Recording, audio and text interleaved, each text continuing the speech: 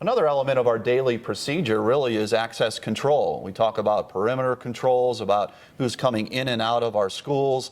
We're here today in the beautiful Williams Elementary School, which is one of our newly constructed East Bloss schools, and a beautiful setting here. But one of the first things you notice when you walk through is the perimeter control. It really forces you to go in through one entry point and immediately into administration before you enter into the halls of the building. So talk to us a little bit about how important that is. Well, this is a great example of what I call crime prevention through environmental design, where we have security vestibules that help us screen people as they come into our schools.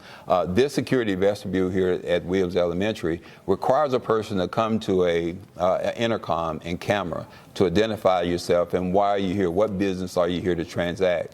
And then it requires you to come through that vestibule into the front office, where you then can be screened to make sure that the person that's here is here for official school business. And then they don't have direct access to get into where our kids are unless someone gives them access through a secure door. So that process really works well. That is a best practice that we're looking to implement throughout the district. This has been ongoing for some time. It just didn't start. We're looking at funding to fund this type of best practice throughout all schools in Chatham County.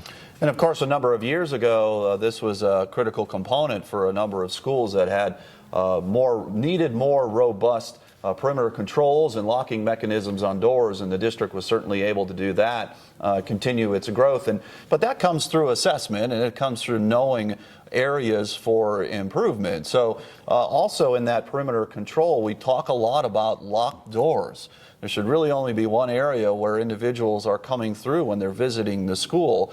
I know and sometimes this is a challenge, but we hear you talk all the time about ensuring all doors are locked on the perimeter. Oh, absolutely. It takes everyone working together. One of the biggest threats that we have are what I call the 2 C's. It is convenience, those that they open doors for convenience sakes, and they go out and they want to come back in. The second C is complacency. We think because something never happened, it never will. But we're seeing all across the nation events occurring for the first time, and those threats are real. And so we have to practice good safety procedures and protocols everywhere. We have adopted that philosophy throughout our school district.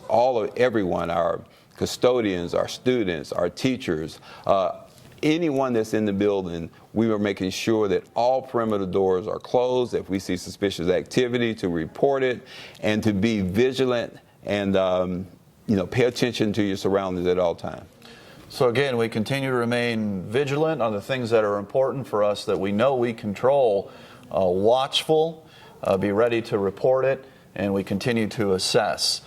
So all of that fabric rolled in together really helps support a robust plan that's already been in place since you've been here, and you've continued to enhance that. Well, one of the things that we also are preparation to prepare for the worst. We're always preparing for worst case scenarios. One of the things that we're doing is CRACE training, which is civilian response to active shooter events. And what we do is that we're preparing all staff and students in the event that a crisis occurs in the school, that you have some response options. We talk about avoid, deny, and defend. If an active shooter gets into your building, we're trained to respond to that. And by avoiding the situation, you get away from it. And then denying that person access, we barricade doors, we have locking mechanisms we put in place. And then if we have to defend ourselves, we're trained to defend ourselves in the event the first 2 things don't work. And that's a great point that you brought that up. We've seen a lot of questions recently about training for active shooter. It's something that you've implemented in recent years. Our schools obviously do a number of emergency training protocols, from the old tornado drill to the fire drill. But active shooter is now a part of the regular training procedure for our schools. We're doing continuous training throughout the entire district. We're also training substitute teachers that are coming in. We're ensuring that all personnel, from our bus drivers to our custodians, that everyone has this training. Okay, so another area that our schools are deeply involved in, it really comes on the administrative side, but you've been there to provide great guidance for our administrators and ways to do things that require random searches. And we've heard the word random administrative inspection often. So tell us what that looks like and how does that help keep the schoolhouse safe? Well, Kurt, you often hear me talk about mitigation strategies. How do we mitigate risk? One of the ways that we do that administratively, that our administrators do, is random administrative inspections. And here's how it works. We pick out a number. That number, let's say, is 3. And so you creatively take that number and randomly pick students out to do inspections to see if they're carrying any weapons or contraband or things that they shouldn't have in school. I can tell you that RAI has been very effective by randomly, you can't search every student. There's just not enough time. But randomly doing that, it discourages and it serves as a deterrent for students who may think about bringing contraband to school. So this is a good practice, a good security practice that helps us mitigate weapons and risk in our schools, and it helps us keep our schools safe throughout the district.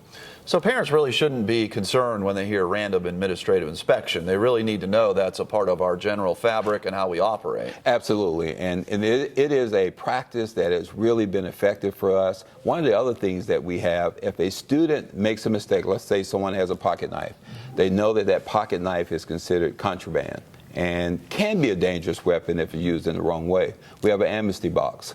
And if they place the item in the amnesty box, it'll be done in an anonymous way, and it won't be any repercussions. So we educate them on the location where these amnesty boxes are, and we give our students the opportunity, if they've made a mistake or a bad decision, to bring something that they know they shouldn't have, they can, and don't want to get in trouble, they have an opportunity to put it in our amnesty boxes, which are located in every school. It's a great way to engage with students and really have them take ownership in something they may have done that they realize was a mistake. And the real narrative is there's no place for weapons at school or any dangerous instruments. It's something we cover in our Code of Conduct under Rule 10. Yep. It's important that all parents talk about their children about that so they know exactly what they shouldn't be bringing into schools. But it's really, in recent events, has drawn, again, a great focus on guns and other weapons that are obviously dangerous. Sometimes we find students that are bringing things into the schoolhouse that resemble a gun or a weapon, and that causes some complications and challenges as well. Well, always, whenever we have these interviews, I want our parents to know how they can help. Here's what our parents can do. Do your own random inspections with your kids. You really, before your kid comes to school, check his or her book bag. Make sure they're not bringing something that they shouldn't have. A lot of kids have toy guns, they have devices. Many of these devices are made to look like replicas of real weapons. It is important that our parents remain engaged, do those inspections, talk to the kids about bringing those, not to bring those kinds of toys or weapons to school. I mean, they might want to do a show and tell. It is not the place in this kind of climate to bring those kind of weapons. So I encourage parents to check their kids' book bags, check their pockets, talk to them about school safety and why those types of items are prohibited from being there. You've just watched part 2 of a 3-part series of videos on Savannah-Chatham County Public Schools campus safety and security. Please watch parts 1 and 3 on our SCCPSS Communications YouTube channel for more information on safety initiatives and security efforts in our schools. Stay connected with the Education Update on our website, sccpss.com, and on your favorite social media. Join us next time for Education Update.